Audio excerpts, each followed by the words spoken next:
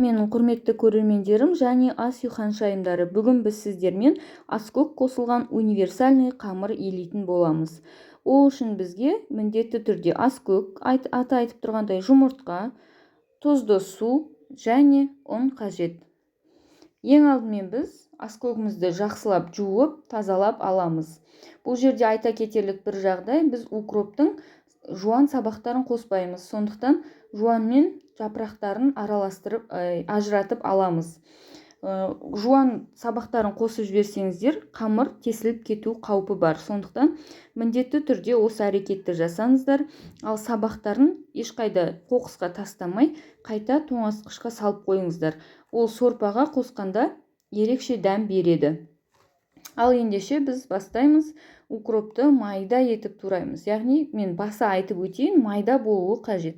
Сонда біздің қамырымыздың ішінде аскөгіміз өте әдемі болып көрінетін болады.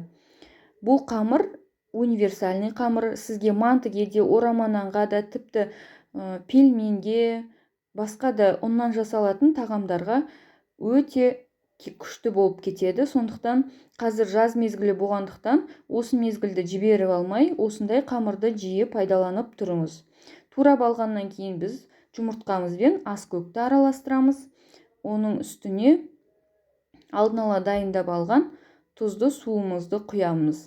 Мұнда ұнның да мөлшері, су, тіпті аскөктің де мөлшері, сіз қаншалықты қамыр илейсіз, соған байланысты көбейтіп отырсаңыздар болады.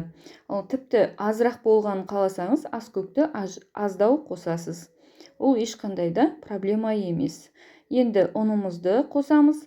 Жалпы нан илегенде, нан ашытқанда ұнның електен өткені міндетті. Себебі иленген нанымыз өте әдемі болып шығады.